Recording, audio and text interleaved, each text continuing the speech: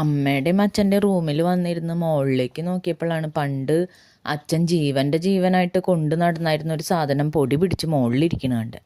പണ്ടത്തെ നമ്മുടെ tap recorder അല്ലേ ആ മുകളിലിരിക്കണത്, അത് നമുക്കൊന്ന് വർക്ക് ചെയ്യിപ്പിച്ചാലോ എന്ന് അച്ഛനോട് ചോദിക്കേണ്ട താമസം. അച്ഛൻ വേഗം അത് മുകളിൽ കയറി എടുത്ത് കൊണ്ടുവന്നു.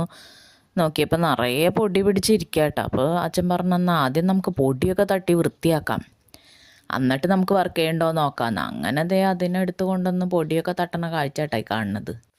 എൻ്റെ ഒരു 4ാമത്തെ വയസ്സിലാണ് അച്ഛന് കണ്ണൂർ ജോലി കിട്ടിയിട്ട് അച്ഛൻ കണ്ണൂരേക്ക് പോകുന്നത്. അവിടെ ഒരു കേരള ഗാർമെൻറ്റ്സ് ലിമിറ്റഡ് എന്ന് പറഞ്ഞിട്ട് ഒരു അർദ്ധ സർക്കാർ സ്ഥാപനത്തിൽ. അപ്പോൾ അച്ഛൻ എക്സ് മിലിറ്ററി ആയതുകൊണ്ട് പല സ്ഥലത്തും ജോലി ചെയ്തെങ്കിലും ഈ സ്ഥലത്താണ് അച്ഛൻ അന്ന് സ്ഥിരമായിട്ട് ജോലി കിട്ടുന്നത്. അപ്പം അങ്ങനെ ഒരു വർഷമൊക്കെ കഴിഞ്ഞു. എനിക്കൊരു 5 വയസ്സൊക്കെ ആവാറായി കഴിഞ്ഞപ്പോൾ അച്ഛൻ വന്ന് എന്നെയും അമ്മേനെയും കൂടി കൊണ്ട് കണ്ണൂരേക്ക് പോവാണ്. അങ്ങനെ ഞങ്ങൾ കണ്ണൂരേക്ക് പോയപ്പോൾ ഞങ്ങളുടെ കൂടെ കൂടിയതാണ് അന്ന് തുടങ്ങി ഇവൻ ഏകദേശം ഒരു 45 വയസ്സെങ്കിലും പ്രായമുണ്ട് ഏറ്റവും കുറഞ്ഞത്. പിന്നെ ഇവനാൾ വിദേശിയാട്ടോ. ഇത് അച്ഛൻ്റെ അനിയൻ അന്ന് ഒമാനിൽ വർക്ക് ചെയ്യുന്നുണ്ട്. അപ്പോൾ ആൾ കൊണ്ടുവന്നതാണ് ഇവനെ. അച്ഛന് പാട്ടൊക്കെ ഭയങ്കര ഇഷ്ടമുള്ള ഒരാളായിരുന്നു കേട്ടോ. അപ്പോൾ എല്ലാ മാസവും ശമ്പളം കിട്ടുന്ന സമയത്ത് അച്ഛൻ ഒരു കാസറ്റെങ്കിലും വാങ്ങിച്ചുകൊണ്ട് വരും, പുതിയ സിനിമയുടെയോ അല്ലെങ്കിൽ ഭക്തിഗാനങ്ങളൊക്കെ ആയിട്ട്. അപ്പം അമ്മയാണെങ്കിൽ നേരെ തിരിച്ചുള്ള ഒരാളാണ്. അമ്മയ്ക്ക് ഇങ്ങനത്തെ കാര്യങ്ങളൊന്നും വലിയ ഇഷ്ടമൊന്നുമില്ല. അപ്പോൾ ഓരോ മാസവും കാസറ്റ്സ് വാങ്ങിച്ചുകൊണ്ട് വരുമ്പോൾ അമ്മ പറയുന്ന ഒരു ഡയലോഗ് ഉണ്ട്, മോളെ കെട്ടിച്ചു കൊടുക്കുന്ന സമയത്ത് നിങ്ങൾ സ്ത്രീധനായിട്ട് കാസറ്റ് കെട്ടിത്തൂക്കി കഴുത്തിലിട്ട് കൊടുത്താൽ മതിയെന്ന് അങ്ങനെ പറയും.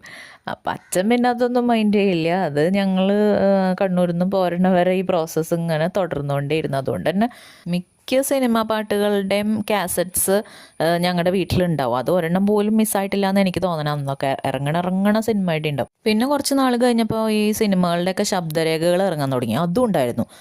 6 തമ്പുരാൻ, അതൊക്കെയാണ് എനിക്ക് കൂടുതലും ഓർമ്മയുള്ളത് കേട്ടോ.